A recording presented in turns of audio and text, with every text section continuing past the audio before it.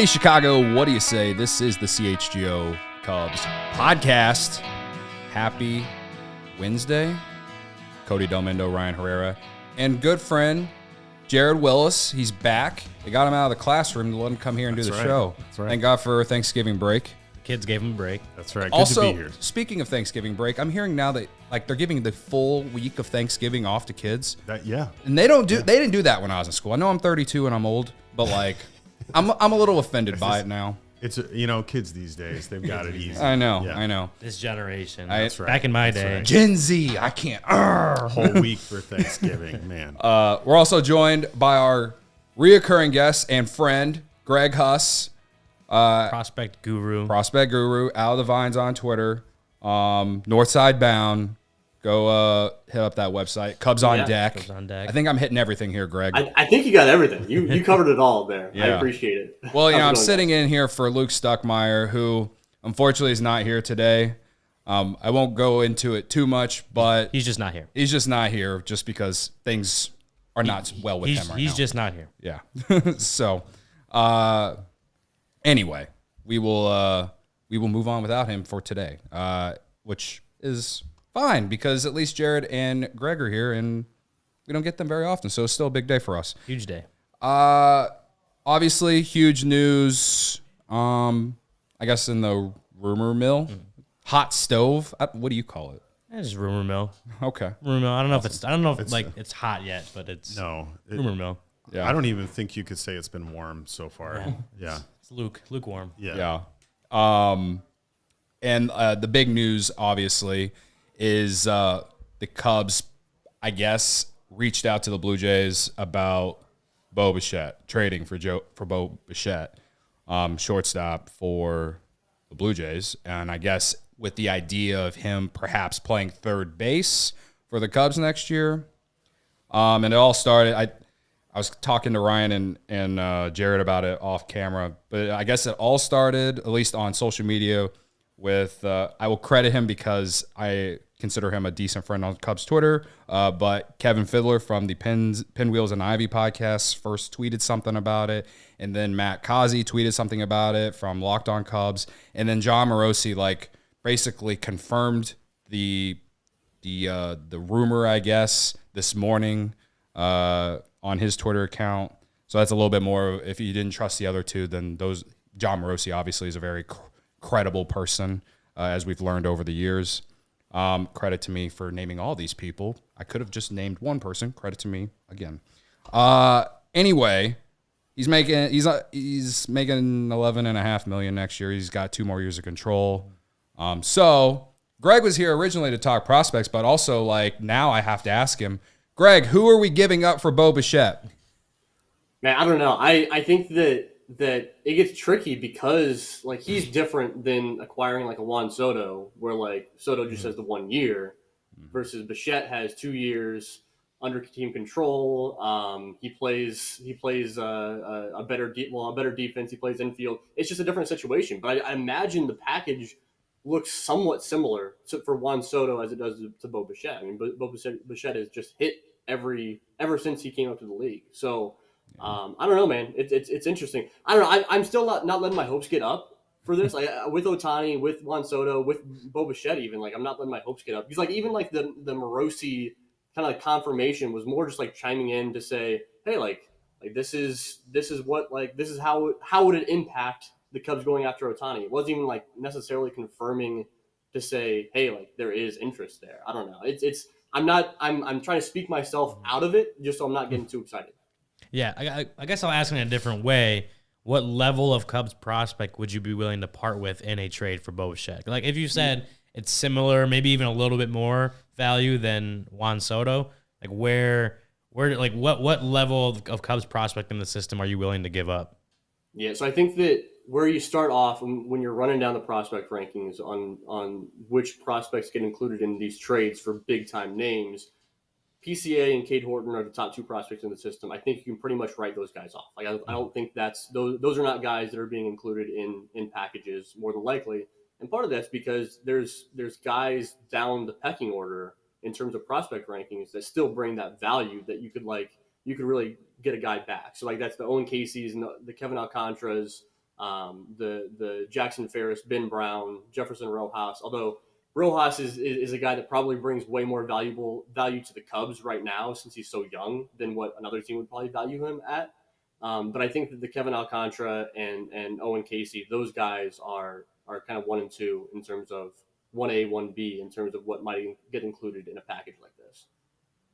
Well, how much would you consider the spot that the Blue Jays are in right now and what they're going to be looking for? Because they're still looking to be competitive. So this isn't a team that's looking for a bunch of young prospects as a part of a rebuild. So I think we also have to ask the question, who from the major league roster is going to be a part of this trade too. So I know Morel's name was out there with the Juan Soto rumors, but yeah, how much do you look at the major league roster and say we're pulling from there too? Yeah, I know. What was the report the other day for Soto, at least, not for Bichette, but for Soto, where it's like a kind of an average, whatever you want to call that, major league player, and then someone ranked in like the top 5 in the organization, someone ranked in like the 10 to 15 range of the organization. Yeah. I mean, if you're looking for someone like that pretty much shouts, and I think it's comparable to what we're seeing with Bo Bichette potentially. Then you got Chris Morel, Owen Casey, who's a top 5 guy. And then you can kind of go down the pecking order a little bit, maybe like a James Triantos, right? Those 3 guys. I don't know if I would pull the trigger, but I'm also a prospect hugger. But I think that, like, obviously Bo Bichette has value, but that seems right on track with Juan Soto, and I think it might be on track with Bo Bichette too. What I found interesting about just the rumor in general was for Bichette to play third base, and I went on Fangraphs, and if I did it correctly. I know sometimes I mess that up, but if I did it correctly, it said that he has never played third base at the major league level. Not that I don't think he could do it because he plays shortstop and he's clearly an athlete, but I do wonder how that affects things in terms of, maybe the trade, because obviously you're not moving Swanson and Horner's got second base. None of those guys are going to play third. So obviously if they made the trade, it would be he would play third base. And I'm curious and I say this because this whole thing about Morel, like them not believing Morel can play third, and he's an athlete. And, we've talked about how, there's other things baseball IQ wise on why we feel like maybe the Cubs don't feel like he can play third. Okay, well, Bo Bichette is a athlete. I've never seen him play third base. Why do the Cubs feel like Bo Bichette could play third base if this is a serious thing? You know what I mean? Right, because you're not reaching out to Toronto if that's right. Not what you're intending to do, because as no one needs to be reminded, they've got a shortstop. They're all set there. Right. But yeah, it's a good question because a Gold Glove shortstop for what it's worth. Yeah, exactly. Yeah. Thank you for confirming that. And as somebody, I've lost track of who said it, but somebody in the comments pointed out, like, they got Nick Madrigal to be a pretty solid third baseman. So if you believe that Madrigal can go over and learn the position, if you believe that Morel can go over and learn the position, there's no reason to think that Bo Bichette can't move from shortstop to third base. That to me is such a non-issue going into something like this. And then you bring up Morel, and that we've rehashed the third base thing a lot over the last year and a half since he debuted.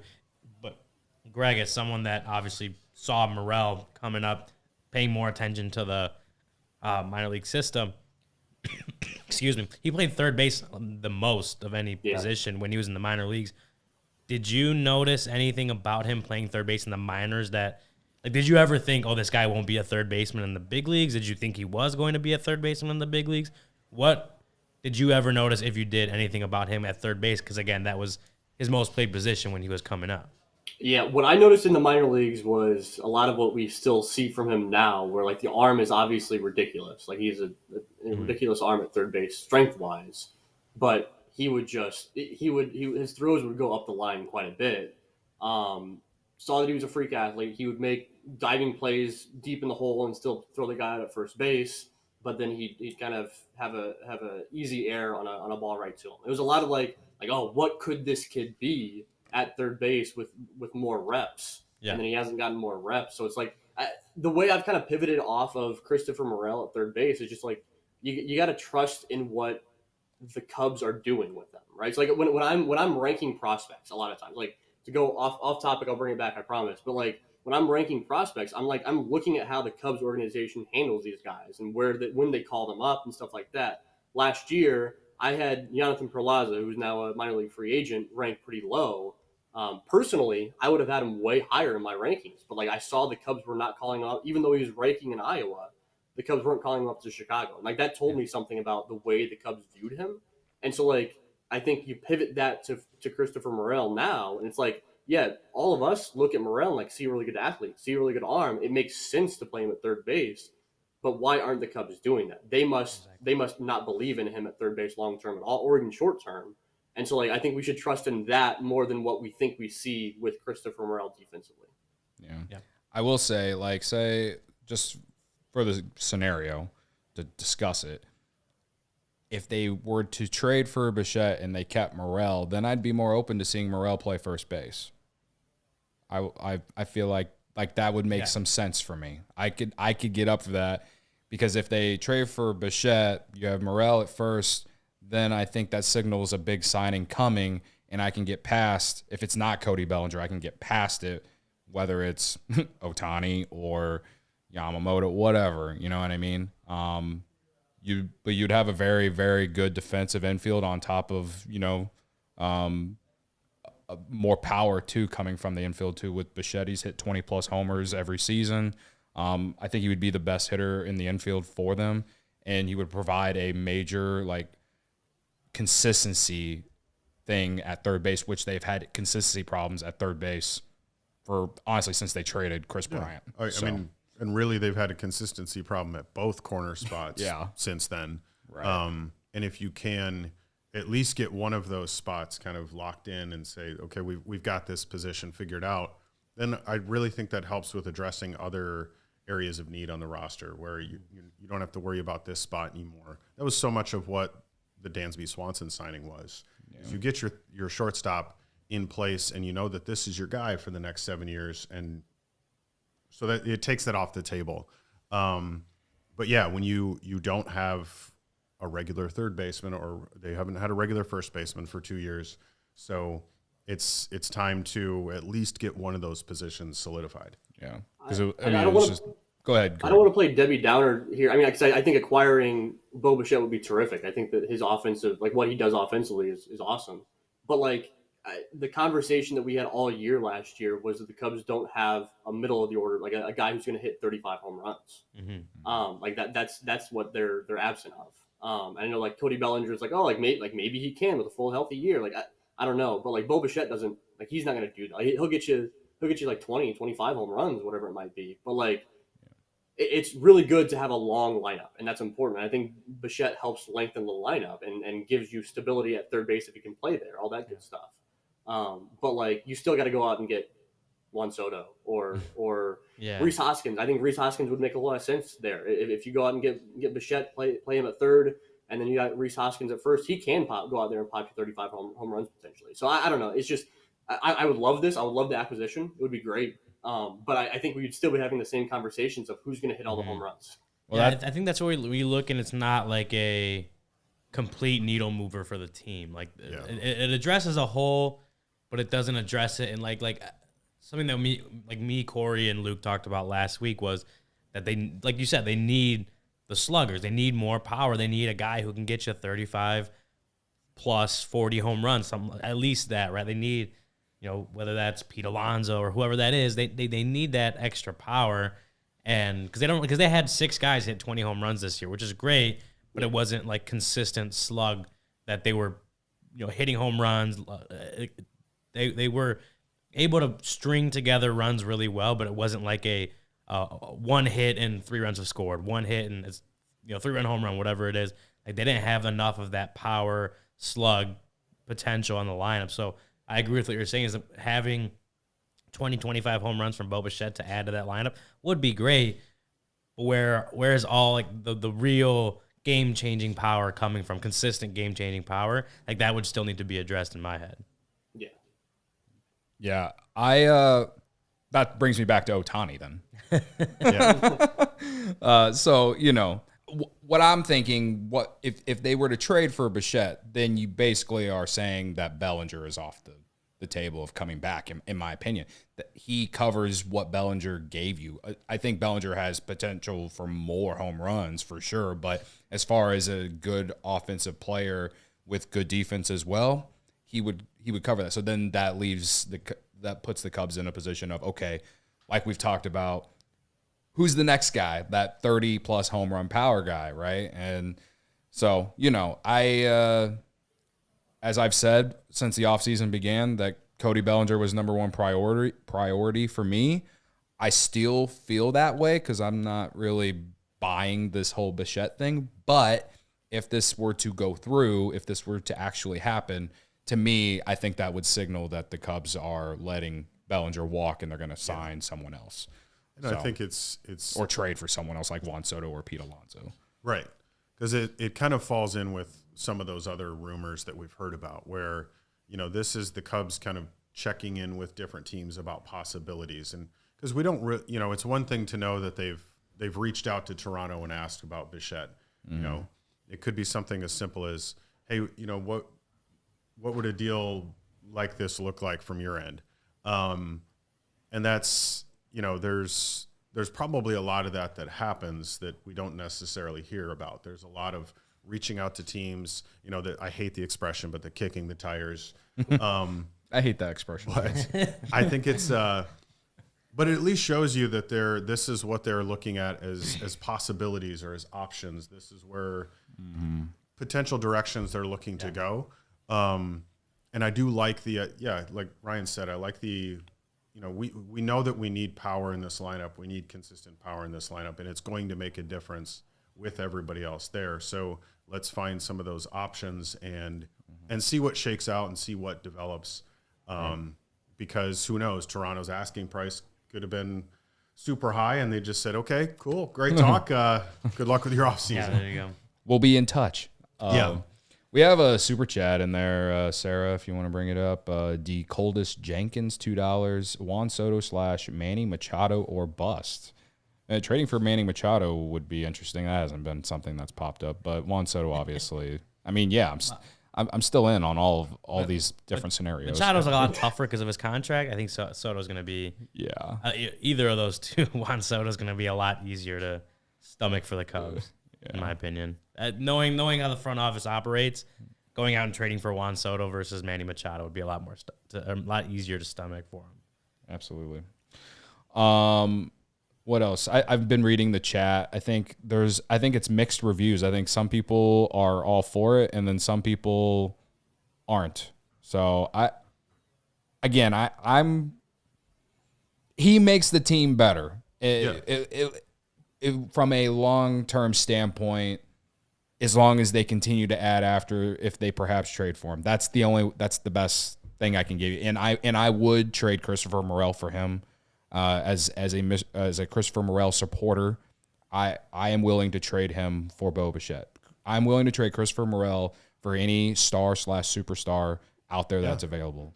Anything less is a no for me. So there's no reason not to be behind that idea because we love Christopher Morel. He's established himself as at least a good player with some defensive versatility. But if he can be a part of a trade deal like this, it's like, who wouldn't say, you go for that? I think the thing I wonder people's perspective is, you talk about Ohtani and Juan Soto and some of these potential moves. Like, let's say that they sign Ohtani, they trade for Soto. Okay. How do you feel about that offseason, Greg? But you go into your 2024 season still with no third baseman, still with no first baseman. How do we feel? Yeah, I was talking with Brendan. We hopped on a live YouTube the other day, and we were talking about kind of how to approach third base potentially outside of a guy like Bo Bichette. I think third base is actually a position that makes sense in terms of if you go out and fill other needs. If you go out and get an Ohtani, if you go out and get Ohtani and Juan Soto, like there's players in the organization that can kind of hold it down for now you don't want to rely on Patrick Wisdom and Nick Madrigal at third base, obviously. But if you go out and sign trade for Juan Soto and sign Shohei Ohtani, or go out and get Pete Alonso or whatever else, then it's like I feel comfortable enough. Like David Ross didn't do an awful job of making Patrick Wisdom and Nick Madrigal work over at third base last year. And I think that Craig Counsell can do an even better job with that. And I think that if you can just get them as working over at third base and not a big gap in your lineup, then I think you can kind of hold it down until you have a guy like Matt Shaw or somebody come up later in the year, So I'm not as worried about versus like first base. It's like, okay, that might be a much bigger gap if you're not able to get somebody to sign and play that position, because we don't know like what is going on with Christopher Morel being a first baseman. Is Matt Mervis going to be something at first base? I don't know, but like at least you have competent like Major League Baseball players that can man third base, that can stand out there. You know what I mean? Yeah, absolutely. You know what's going to make everything better if we don't get Bo Bichette? Hero bread. Yeah, absolutely. That's the bread. only thing that will make this better if we don't get Bo Bichette. Hero bread. We love hero bread. Luke talks about it all the time. I haven't had the opportunity to make many recipes with hero bread, but I'm looking at their website right now, and one thing that caught my eye was the game day nachos. A twist on your classic nachos. These are made using toasted hero flour tortillas loaded with toppings and baked to savory perfection. Only 30 minutes of total cook time? Come on. Like, that seems way too easy. If you're on a Sunday, you want something quick to eat for football, game day nachos from Hero Bread. Let me tell you about Hero Bread. If you need a low-carb option to fit your lifestyle or dietary constraints, the founder, Cole Glass, baked 100 muffins per day before he found the perfect blend that fit his allergy constraints. That will push him to start Hero Bread. You may not be counting carbs, but you may be looking to get more fiber or protein in your diet. You could do that with Hero Bread. Think about their taste and the texture. The bread is soft, fluffy, delicious, tasty, flavorful, scrumptious. All those ways you can use to describe Hero Bread. It's high in fiber, ultra low net carbs, and 0 grams of sugar per slice.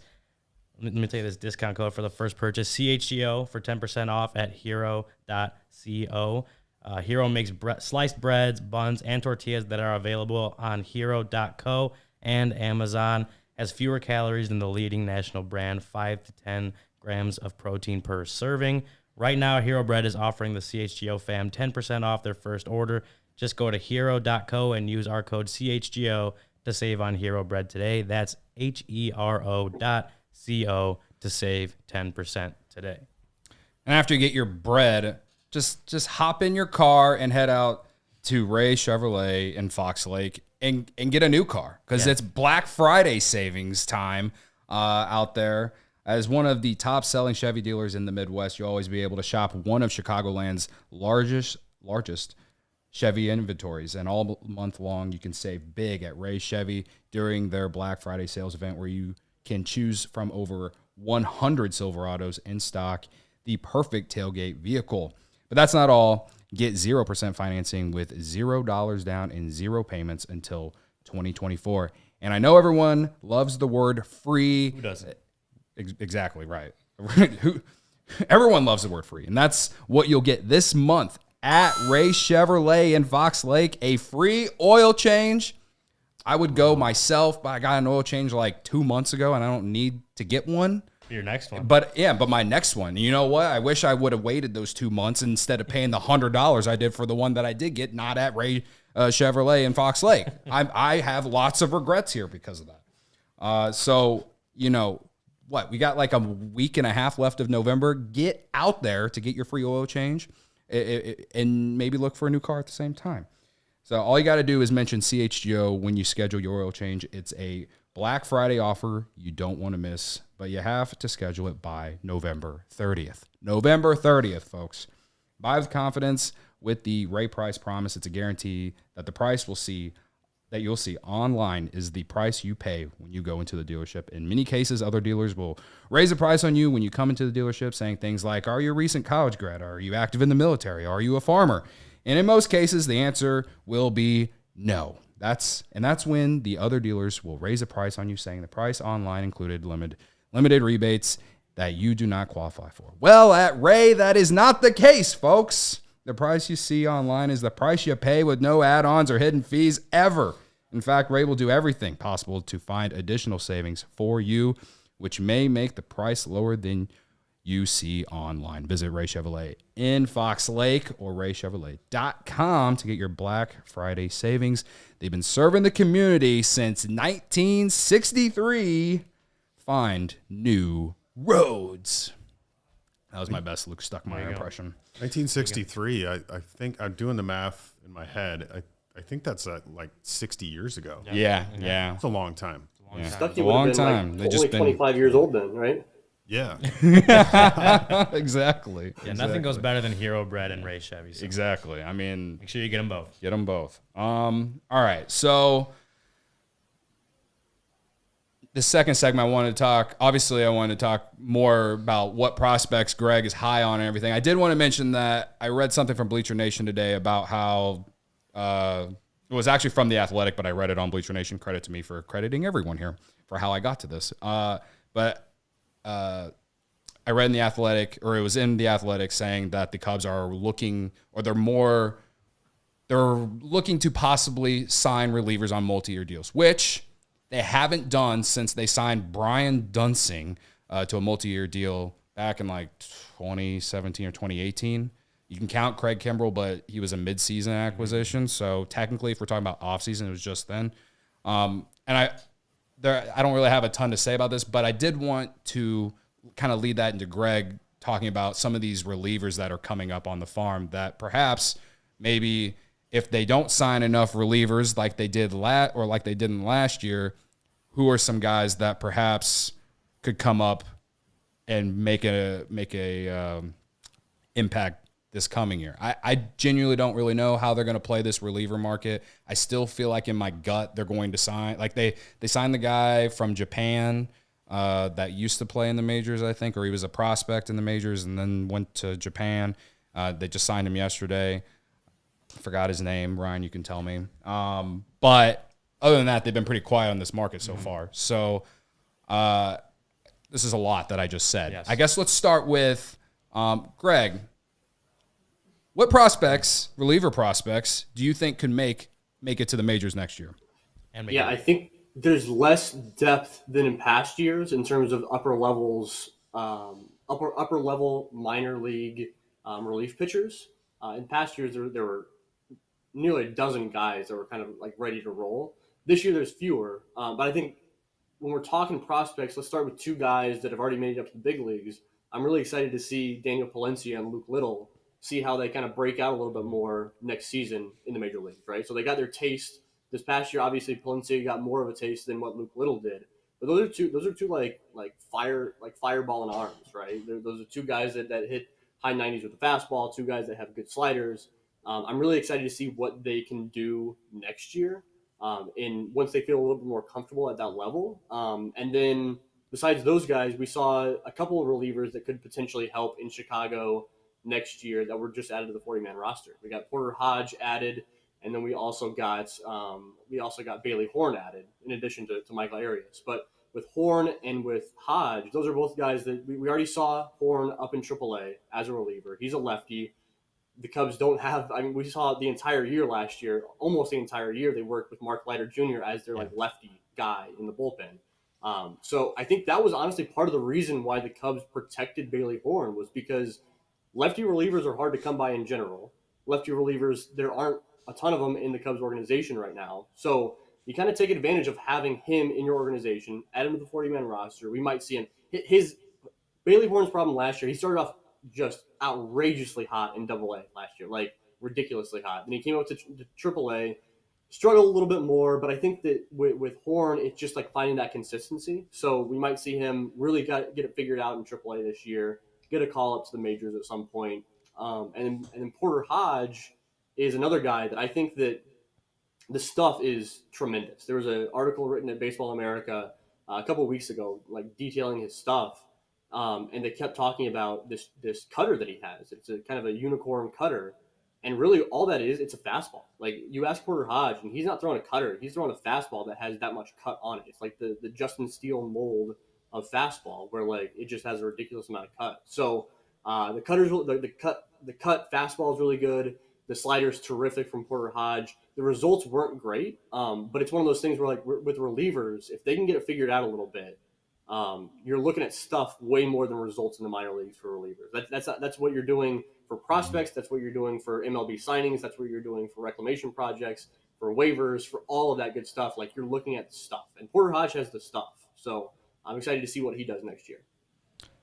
Well, he follows me on Twitter, so I hope he does well. Yeah. If Porter Hodge does well, then I can be like, yeah, I was friends with him first. You know, he's doing at least one thing right. So yeah, that too. Go ahead. Ryan. Well, you mentioned like Luke Little, and he's another guy that blew up pretty quickly, especially when they moved him into the bullpen. What did you see from him moving up the system that kind of lends itself best to being a reliable lefty reliever for the Cubs? Because as we saw when he came up, he just never really got the opportunity, which, however you feel about it, whatever. Like, David Ross just in that situation didn't have the trust in him to put him in as many high leverage situations as they had in September, because it was like it felt every inning of every game was that. So he hadn't earned that trust. Obviously, the hope is that he could do that pretty quickly with Craig Counsell next season. But what did you see from him that lends itself to, like, he can be that lefty reliever the Cubs need in the bullpen? Well, lefty hitters can't touch him. I think that's the big thing. I mean, it's you don't need to be a professional scout to watch him pitch and think that lefties have no chance, because, I mean, he's 6'8". He's coming at a wonky arm angle in addition to being that tall, right? So he's coming from behind the left-handed hitters. He's throwing the 97-ish mile-an-hour fastball to go along with a wipeout slider. Really, it's just command. We've got to see command from him. I think that righties obviously hit him better than lefties do, but it's not like they were making ridiculous contact against him. It's really just like making sure that the command, and that was his problem in the rotation, Luke Little, when he was in the lower levels of the minors, was like the command came back and hurt him, so his pitch count would get rung up higher than what he needed it to be, and the fastball velo was down. It just didn't work, right? But converting him to relief, you can live with a few walks here and there. Like, that's fine, especially when you're generating the strikeouts that Luke Little does. So to me, Luke Little, like I have Luke Little, or I had Luke Little ranked above Daniel Palencia on my prospect rankings for the past couple of years. And I think that's mostly because the floor seems higher with Luke Little, and I think the ceiling's pretty high as a reliever, obviously. But it's one of those things where he's throwing the fast, and he gets a lot of ground balls too. In addition to the strikeouts he racks up, he gets an awful lot of ground balls. He was either first or second in the system last year and the previous year in terms of ground ball rates. So that's fun to see. I'm really excited about Luke Little this year. I think that we still have some growing pains to see from him, obviously. He started last year in the rotation. Like, he still doesn't have a full year under his belt as a reliever. And that's the human element comes into play a little bit there, right? Where, like, it's not easy starting your entire life, and all of a sudden now you're up and down. You're throwing single innings, you're throwing multi innings, which he was doing a little bit too. It's like it's weird. So we got to give him a little bit of slack in terms of getting comfortable in that role. But I'm really excited for Luke Little as a reliever in Chicago.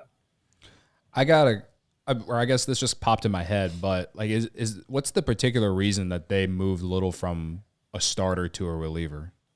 I mean, starter was he was starting games. He was the first pitcher in games, but he wasn't really going more than 3 or 4 innings at a time. So okay. I think that, like, this role as a reliever was always like that was he was destined for that role regardless. I think that using him as I don't know this for sure. I haven't talked to anybody that has said this, but my guess is using him as a starting pitcher technically at the years following his draft year. It was to just get him more experience, like throw as many innings as you can and get more comfortable. Because remember when Luke Little was drafted, like, he was the guy who was caught on the gun throwing 105 or whatever on what was probably a hot gun inside. But he was a guy that was at a JUCO walking everybody and their mother. And like, it was like the definition of like a project. And the project has worked out. Even if he is like exactly like he doesn't go and do anything more than what he's done already, that's still pretty impressive what the Cubs development team has done with the guy like Luke Little, who is so raw. But now that you have him here, you got to keep pushing. You got to keep developing him more and get him more and more comfortable. For sure. Well, kind of like I mentioned about, the Cubs being more open to signing multi-year relievers, guys out, like I've seen it in the chat, Matsui from Japan, Jordan Hicks is out there, Robert Stevenson, Nick Martinez, Brent Suter, Craig Counsell's old friend, and obviously Josh Hader. I think that for me, as far as a reliever market or just what I want the Cubs to do is like I want them to incorporate Luke Little more. Obviously, I feel like that's what they're going to try to do next year. Same thing with Daniel Palencia because we've seen the highs and lows with him. But I also feel like they need to get some veterans in there to go with what they have, and which they always do. Which they will. And I just find it very interesting that that the Athletic mentioned this because they really haven't signed any relievers to multi-year deals. And I'm not saying like a 5-year deal. I think Josh Hader is going to want like at least 4 years on his contract. And for me, like I'm completely out on Josh Hader. If the Cubs sign Josh Hader, I will be irrationally angry because that's throwing away money for someone that is going to be for your 9th inning when you could be using that money to sign Shohei Ohtani or something like that. All right. Someone who can affect every single game. All right. As a hitter or as a pitcher. Right. But I wasn't laughing. I know you weren't laughing at me. I coughed. Well, and especially since they laughing. This past season may have shown us that they have their 9th inning guy. Mm-hmm. And well, so what I was getting at is they need to shore up like the 6th, 7th, and 8th inning roles, right? Yeah. Like you have Julian Merriweather, you have Alzolay, and I think we need to see more from Alzolay as a closer for a whole season to fully believe that he can be that guy. I said last season that I think Palencia can be the closer of the future for this team, but obviously needs experience, needs to go through those growing pains that Greg mentioned. But for right now, I'm fine with Alzolay going into next season as the closer. They just like if you take guys like Palencia and Little and then sign 1 or 2 veterans, one of those veterans being on a multi-year deal, like I think that's huge for this bullpen going into next season. And we see how it plays out. It's so volatile in the bullpen. Like Luke always says that. Like you just never know what you're gonna get. Like I hope Merriweather doesn't completely blow up next year after a year that he had, but like you just never know. Like there's no sure thing with any of these bullpen guys.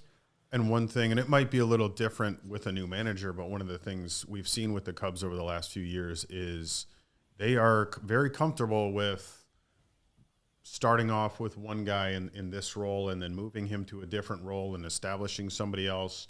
The last time that they've had it's been years since they've had like their closer. Mm-hmm. Nobody has really owned that role in quite some time, but that's not necessarily been a bad thing. So yeah, I think I'm with you. I'm very much a proponent of go into 2024 with Alzolay as your closer. Because I think he showed that he at least deserves to claim that spot, so to speak. But yeah, at the same time, if they do go sign someone like Josh Hader or one of these other guys, we know that as an organization they are comfortable with. We'll move people around and make things work. Yeah. Can I go and name drop a few other prospect relievers while I'm here? Yeah. I think that I won't go into detail of these guys, but I think that Zach Lee is someone that we haven't seen as very healthy the past couple of years, but I've often had him ranked as one of my better relief prospects in the organization. Frankie Scalzo is one of my favorite players in the entire organization. Not necessarily like top ranked, but like the vibes are immaculate with Frankie Scalzo Jr. And so I want to name drop him. He'll be in probably starting the year in AA Tennessee next year. Adam Lasky had a really strong showing in the Arizona Fall League. He's older for a prospect, but he's also been another guy that's been not quite as healthy. And then Giovanni Cabrera is a guy that is probably going to start next year in South Bend. But sometimes with relievers, when I'm kind of evaluating those guys, it's just a matter of like who looks the most dominating, right? Not necessarily even looking at the stats, because relievers, one bad outing can kind of ruin their stats. So it's a lot of like eye test with relievers for me, and Giovanni Cabrera passes the eye test. So I don't think that we'll necessarily see him in Chicago next year, but I think he's a little further off. But all the other guys, I think by the time 2024 is over, we could get a look at. Yeah. Nice. Kind of sticking with the relievers, but moving it a little bit more towards the Rule 5 draft is in 2 weeks, I think, from today, something like that.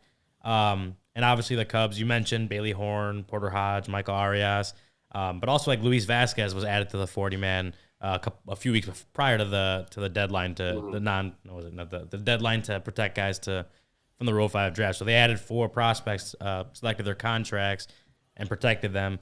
I'm just curious, those 4 guys, in your mind, why did they deserve to be protected from the Rule 5 draft? What was it about them that the Cubs needed to make sure they remained in the system? Yeah, so honestly, this year it was way easier to kind of sit down and say, like, this is the reason why they were added. I kind of went over Hodge and Horn earlier. With Horn, he is a good lefty reliever. Is it going to be great? I don't know, but those are hard to come by. That's why he was added. He could impact Chicago this year for sure. Porter Hodge is the stuff. If he wouldn't have been added, then he would have been poached, in my opinion. He would have been poached in the Rule 5 draft. I think that especially a team like the Red Sox with Craig Breslow in town now, I think Craig Breslow would have loved to get Porter Hodge in his organization and on the Major League team. So that's why he was added. Michael Arias he has the highest upside of anybody that was added. He would be tough to be selected in the Rule 5 draft and kept on a roster all year long because he is not ready for the major leagues. He struggled last year in high A ball, but the stuff is good. Like he's got the fastball running up in the high 90s. The changeup is one of the best changeups in the organization. In an organization full of great changeups, Michael Arias has one of the best. I think the upside is really strong with there, but it's like he's more of like a boomer bust type prospect. I think Arias is. Okay. And then Luis Vasquez, he is by far the best defensive infielder in the Cubs minor league system. I think that if you get the chance in spring training to go just sit there and watch Dansby Swanson, Nico Horner, and Luis Vasquez field ground balls, it'll be the greatest time of your life. It's just incredible. Brendan is thinking about it right now. He's dreaming about that. Yeah. And so I think that's his glove has always been terrific. And for the past 5 years, we've been waiting on Luis Vasquez to just hit just enough like that glove matters. And not only last year did he do that, but like he was a pretty damn good hitter in general, right? He hit 20 home runs, which he had never come close to doing in his entire career. He looked pretty competent at the plate all the way up to AAA Iowa. So I don't project Luis Vasquez. I know that a lot of people are shouting for Luis Vasquez. How about him at third base in Chicago? And he could handle because he is a tremendous defensive shortstop. So like he can handle third base for sure. The problem is he won't hit enough to make Luis Vasquez a third baseman make sense. Like he's not going to be every day at third base. Would it be much of an upgrade from like Nick Madrigal as far as like he was a solid defensive third baseman, but the bat did the bat offset? Like how much of an upgrade would that be at like a good scenario? I think next year, I think the bat would be worse than Madrigal. The glove would be better than Madrigal. I think that's what it comes out to. I just it's tough to predict what Vasquez will do in the major leagues as far as hitting goes because like I said, this year was the first year that he had done anything notable with the bat. So like, how much are you buying into that? Is the new Luis Vasquez? It might be, like it could be, but like I can't look at what he did and say like, oh, that seems like he's gonna hit 20 home runs a year now. Like that doesn't just happen, you know. So Yeah. I don't know. I love his glove, and I think that he was added to the 40-man roster because like he would have ended up being a minor league free agent. As opposed to the other guys who would have hit the Rule 5 draft, and Vasquez would have gotten a major league deal somewhere. Like he would have signed with either a crappy team and maybe gotten a starting role, like the A's or something like that at shortstop, or he would like a good team would have signed him to a major league contract, had options on him, sent him to AAA with a good shot of being a backup infielder in the major leagues. And I think that's how the Cubs have him now. Interesting. Yeah. Okay. Well, while he's fielding ground balls at spring training, hopefully the flooring is also good around the Sloan Park. Am I right, Ryan? Yeah, and if you need to upgrade in that, you should hit up Empire. Might want to tell Luis Vasquez that just in case. With Empire today, you get shop at home convenience, the right product for your needs, quick and professional installation, and a low price guarantee. Empire today is the best place to get new flooring, so of course they have copycats, but Empire can't be beaten on quality, service, speed, so competitors advertise low quality products that Empire simply won't carry. Empire won't promise the lowest prices because anyone who does that is putting flooring in your home that they wouldn't put in theirs. They keep shopping for floors simple with a curated product selection. Empire's philosophy is to help you find what you need, not overwhelm you with thousands of choices and substitutes. What they leave out of their selection is as important as what they put in. Empire's product team exhaustively combs through thousands of product samples each year to find the perfect styles. They got the virtual floor designer. It's a great way to see how new floors will look in any space. It's easy. Just snap a picture and instantly see how new floors will look in your room. Shopping for floors at a big box store can be frustrating. You might talk to someone today who was working in plumbing yesterday. Flooring is all Empire today does. They live and breathe flooring, so you can be confident you're getting honest, upfront advice. They pride themselves on their convenient shop-at-home service. They help customers shop for floors where they use their floors so they can see exactly what their new floors will look like in their home's lighting and decor so they can make an informed decision. They service their own warranties. If an issue does arise, just call Empire. They service all warranties themselves. You won't have to track down a manufacturer's phone number. So schedule a free in-home estimate today. All listeners can receive, get this, a $350 off discount when they use the promo code CHGO. Restrictions apply. See empiretoday.com/CHGO for details. $350. That's a sizable discount. Steal. It's a great deal. He's got a house. If you're looking, Man. I mean, I've tell said you. I've said this before, Mike. My landlord is, we're like this, if you're not watching on YouTube, like we're good friends, and like I could, it's an old Chicago apartment. I could just go to him like, hey man, like I can get $350 off flooring. All right, we can fix these hardwood floors I got, turn this place into a more modern apartment. Could do that with Empire. and then hopefully your rent wouldn't go up after that. Hopefully he'd be so appreciative of that. I know. Yeah, I hope my rent stayed the same the last 2 years, and that doesn't happen a lot in this city. All right, that's why me and him are close. I'm like, you giving me these discounts? All right. As somebody who has actually used Empire to get new floors, I will vouch. There you go. Great experience. Absolutely. So this is why we bring him on. Yeah. This is why we brought Jared. Just I was to here confirm specifically this. for the whole reason. Absolutely. The holidays coming around, and FOCO has you covered, folks. So get fitted in the best sports gear around. Hoodies, shoes, signs, bobbleheads, and everything in between. It's in our heads, it's baseball season because of the hot stove, but it's football season, basketball season, hockey season. You can get it all. FOCO, Aloha shirts, straw hats, polos, bags, everything you need for whatever game you're going to. We got set decorations. We mention them all the time. We got the Hayden Wisniewski one, Clark the Cub. We never did get the match warmer one. I know. I really do want the match warmer one. Honestly, if we got it, I would want to take it home. I don't even want it here. I want to put that thing like in my living room. Like next time someone comes over and they're like, "Who the heck is that?" Like Matt Schwarmer, baby. All right. So check out foco.com or click the link in our description below for all non-presale items. Use the promo code CHGO10 for 10% off. It's a new code, CHGO10. All right.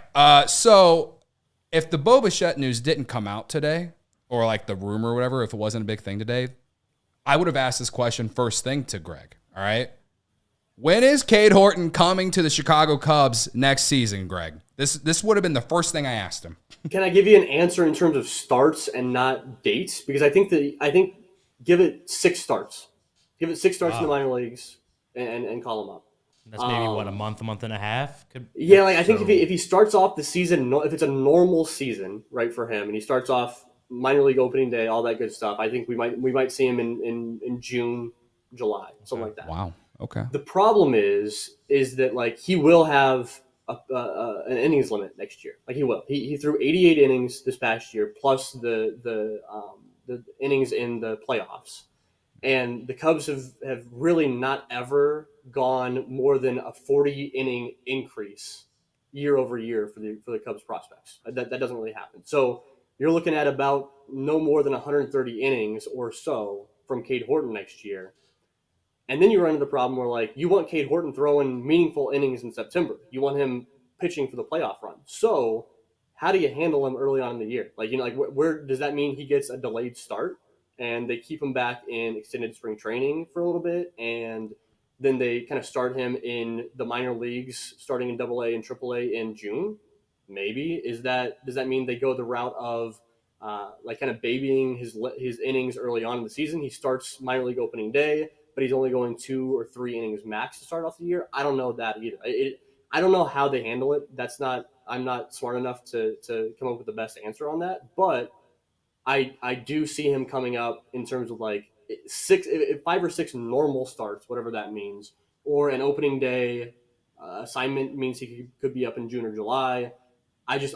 He'll be pitching meaningful innings in Chicago in September this year for sure. Wow. That's. I'm honestly I'm a little surprised by how early you said. Like I was expecting something like after the All-Star break. Honestly, there's been a transition throughout baseball over the past couple of years where if their pitchers, if pitching prospects have the ability there, right? If their stuff is there, if their confidence level is there, let's not waste their bullets in the minor leagues. Like especially with pitching prospects. It's not been the case as much with hitters, obviously.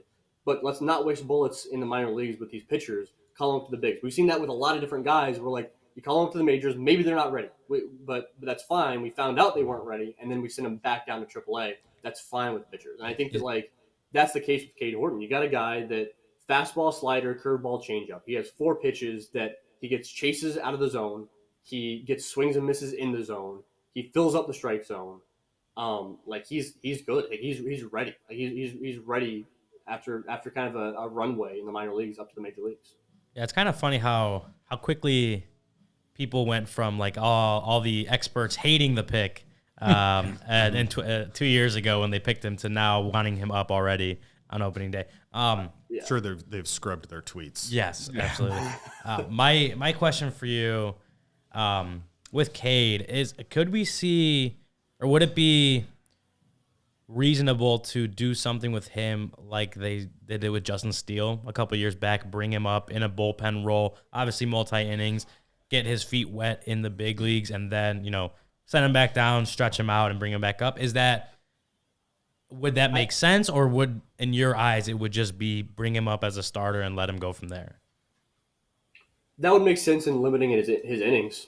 Like okay. that would make sense from that perspective. I don't.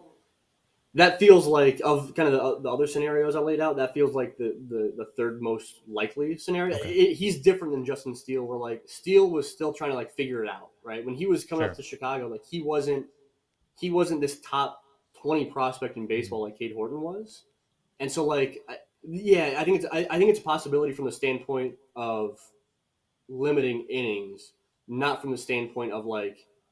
We just need him in some sort of role. Like I think Ben Brown is a good example of doing the Justin Steele route. I think that makes more sense with Ben Brown, where like you might see him called up in July of this year and called up to the bullpen to just help, like to just because he's one of your best arms, not necessarily as a starter, but he's one of your best arms. And then he eventually gets worked back into the rotation next year or in years following. But Cade Horton, I don't know. It feels like if you're bringing him up, like you're bringing him up to make an impact. Like you're bringing him up to throw 5 innings of 1-run ball, and I think he can do that pretty soon. Jared, do you have anything related to Horton?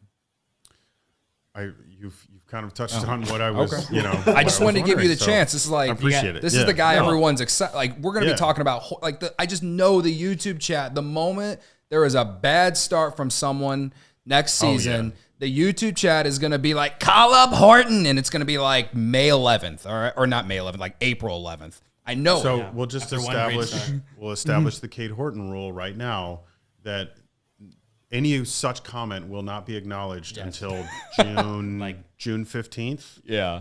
July 1st. And I want to say, go ahead. I think that with Cade too, like the Cubs have been pretty aggressive in their promotions of him, right? Like he started off last year in Myrtle Beach. He showed that he could dominate there. He bumped up to South Bend. When he was up in South Bend, he adopted a new curveball. He dominated there. He got bumped up to Tennessee. He adopted a new changeup, and he dominated there. I think that like they were pretty aggressive in those promotions. So I only say that because if the Cubs, if he is not the first name called up to fill a spot start in May, like that, there's reason behind it. Like it's not like they're just babying Cade Horton. Like they're calling him up so slow. Like they promoted him quickly. So like if he's not the first name that called up, if it's Ben Brown, if it's Hayden Wesneski, who might be assigned to AAA to start off the year, if it's one of those guys, like that's fine. Like Cade will be up. Like he doesn't need to Yeah. be up right away. Like it'll happen. You know, like Yeah. I agree with you, Jared. Can we just clip that Greg just said and just No Kate Horton talking to auto June. reply? Wait till June, everyone. That said, people who want to scream about it in the YouTube chat, like I get it. I would be you too if I wasn't doing the show. You're more than welcome. Similar question, because you mentioned the aggressive promotions with Cade Horton, especially obviously in his first year of pro ball because he didn't play after being drafted. But another guy that was pretty aggressively promoted was Matt Shaw, drafted this past summer and ended the season in Double-A. What did you see from him? How soon can people expect Matt Shaw to potentially be impacting the big league team? Matt Shaw's wild, dude. Matt Shaw is wild. So when he was drafted, I knew that the hit tool was there, and I knew the athleticism was there. I was not expecting the pop that we saw from him. Mm-hmm. Granted, this is all in a pretty small sample size, right? Like he spent some time in South Bend, he spent some time in Tennessee, relatively small sample size. So he's not going to continue to hit 350. That's not going to happen. But I was surprised to see the pop that we saw from him, and he was not only showing like pull side power, like he was showing opposite field power too. Something with Matt Shaw though to remember is like his swing is not like geared for power. Like he has power because he hits the ball hard, but he's got a super flat swing. That's what allows him to limit strikeouts on high fastballs. It's like his strikeout rate was really low, and that's because of his swing. So he's got the pop in terms of the exit velos. Timeline for when we see him, I don't know. I don't know what to expect with Matt Shaw.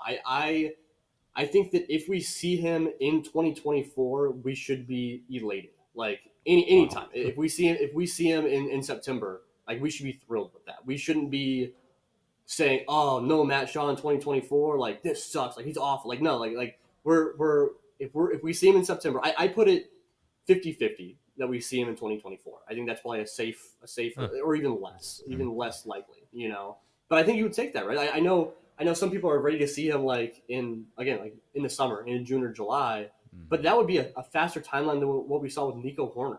You know, like that's let's not get distracted by what we're seeing with the Angels and calling up prospects immediately. You know, so if we see him this year, we should be super, super happy. If he contributes to the playoff run, we should be thrilled. If we see him in 2025, we should still be content. I'm glad you mentioned Nico because I was going to say, like, hopefully it's not a Nico Horner 2019 scenario where he was like, they needed him to come off his couch and go and play shortstop for them because that In a playoff race. that would be gone badly if that's that means where things you're went at. badly. Yeah. Exactly. Or otherworldly good for Matt Shaw, which is again something you shouldn't expect to see happen. Yeah. It's like that's icing on the cake if it does happen. For sure. We have a few minutes left. So I want to, I guess, a real quick answer from you on this, Greg.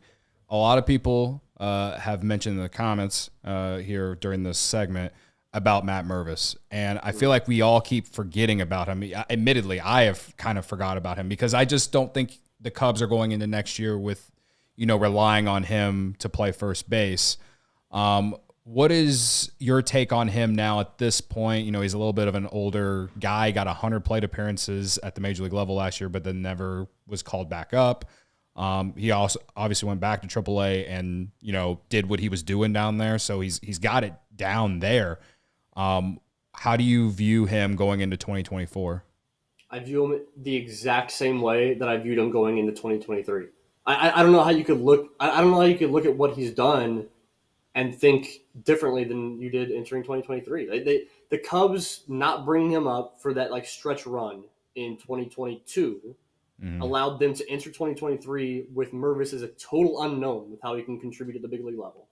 And then you called him up. You signed Hosmer and Mancini and blocked him and did all that good stuff. Yeah. And then you called him up and you gave him the 100 plate appearance sample size, whatever it was. And you sent him back down because he didn't contribute right away and you couldn't afford to have that happen. Well, now you're entering 2024 in the exact same scenario, the exact same situation where it's like, what is he? What is Matt Mervis? I've long been the low guy in terms of ranking Matt Mervis. I've been way lower than most fans like to see. I've been lower than I think the rest of Brian and Todd and Greg Zumack and all those guys in terms of ranking him. and I've ranked him so low. I mean, so low. I'll have him in the teens this year. But I've ranked him so low because he's entirely reliant on the bat. I've come on this show and I've emphasized that, right?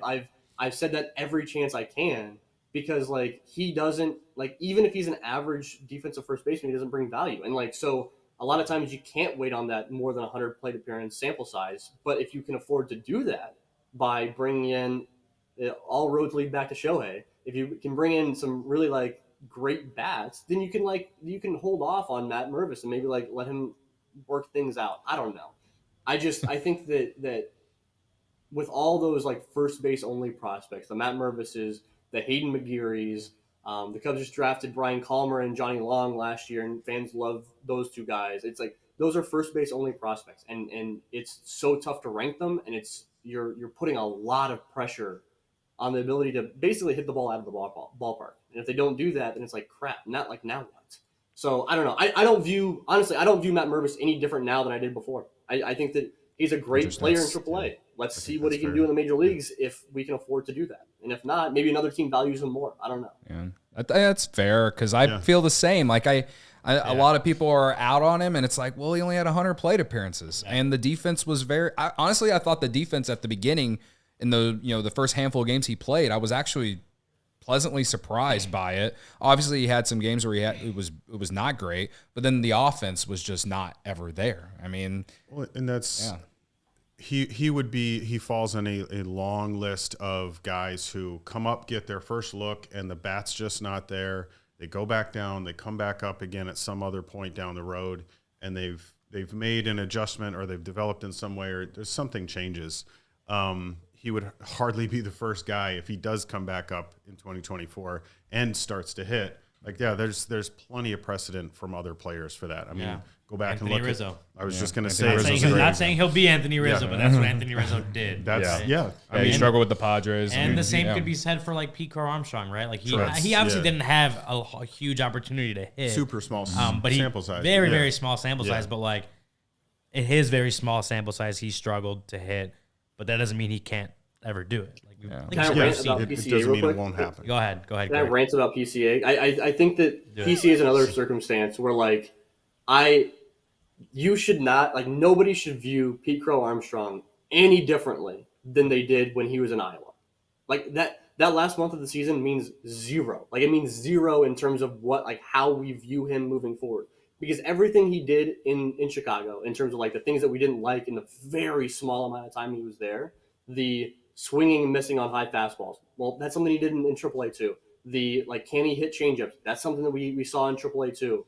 The over aggressiveness on the base paths. That's something we've seen all throughout his time in the minor leagues. Like all those things are like, if you're out on him now, then I hope you were also out on him when he was in AAA because he was the same player. We saw the same exact thing.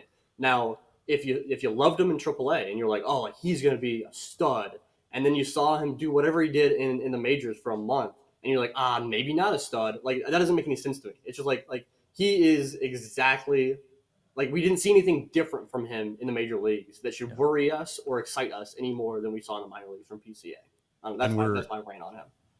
We're talking about 19 plate appearances. He went 0 for 14. Under different circumstances, if a player goes 0 for 15 or 0 for 14 during a stretch of the season, you mention it like, hey, he's having kind of a cold stretch, but it's not like some indictment on this guy as a hitter. So, admittedly, I had to mute people on my Twitter account because if I didn't mute them, I was going to tell them all that they're morons.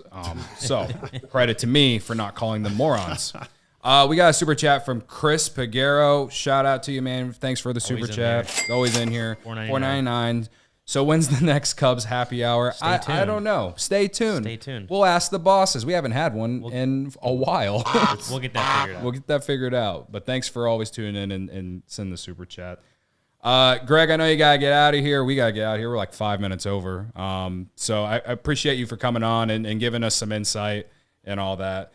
We got to read an ad first. So we do want to tell you, you might want to become a diehard real quick, Greg. Right. Yeah. Before we let you go, become a diehard, Greg. If you're not a diehard, then I don't know what you're doing. Especially because I know you live downstate, and so if you really want to be into CHGO, from afar, this is the perfect thing for you. You got podcasts and live shows on every team every day.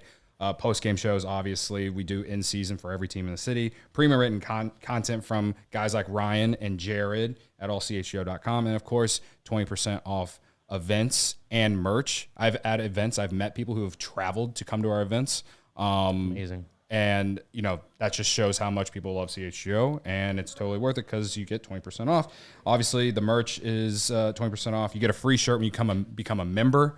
And then obviously the Discord, where it is, especially in season, always wild, which it can be very, very fun to be in. And, sometimes we have to calm some people down, but other than that, it's great. And there's one more perk that you get. One more perk, obviously. Tell them about it. It's the Die Hard card. You just look at that. You just gotta, you can take it to the bar or take it anywhere. Just slap it down and Slap it on the table. Yeah. I mean, look at this thing. Yeah, it's all on Stucky's tab, obviously. It's like I don't know how else to explain it. It's the greatest thing about it.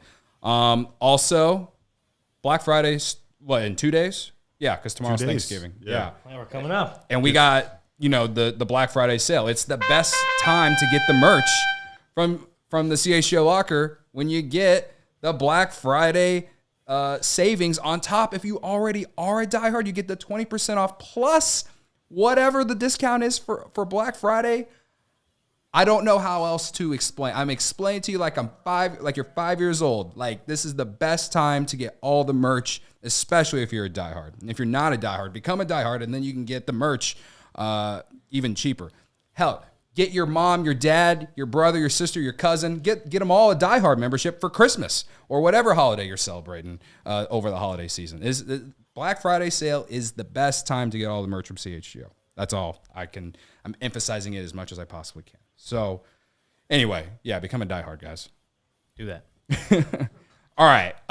Greg, if I didn't scare you with my rant about why you should become a diehard, we hope to see you back here one day, maybe, going into spring training or something like that. But we always appreciate you coming on here and giving us the insight, man. You guys at Northside Bound do great work. Thank you. I appreciate it. Be sure to tune in to the Cubs on Deck podcast all throughout the offseason. We just had dropped an interview with Cole Franklin. That's live this week. So awesome. He's a guy that we talked about quite a bit. As maybe he's selected away from the Cubs in the Rule 5. We talked about why. Cole Franklin's a great guy. He's a great guy. So go check out that interview with him. But thank you guys so much for having me on. I appreciate always coming on. Also, Brendan was on Cubs on Deck this week. So I know a lot of people always want more Brendan content. So if you want more Brendan live content, for I think 2.5 hours. So if you guys want 2.5 hours of live content, amazing. Go check out me and Brendan. Yeah. And I bet it was like Greg talked for 10 minutes, and then for 2 hours it was just Brendan talking about graphs and Dansby Swanson fielding ground balls and Nico Horner fielding ground balls. It was super nerdy. You'll love it. Absolutely. All right, so no show tomorrow because of Thanksgiving, but Corey and Brennan will have a show on Friday at 1:20. It won't be live, Barb. I'm sorry, but it will be on the CHGO Sports YouTube channel. It'll be on Barb's birthday. It'll be amazing. Yeah. Barb's birthday is apparently on Friday, so happy early birthday, Oh, Barb. well, happy birthday, Godmother. All right. Godmother CHGO. Sorry we weren't able to read all the comments, but again, we always appreciate you all for being here, and it means a lot. I hope everyone has a great Thanksgiving. So yeah, we'll see. I know I will see you all on Monday. And again, thanks for checking out the CHGO Cubs podcast. Fly a W. We all silly like the mayor.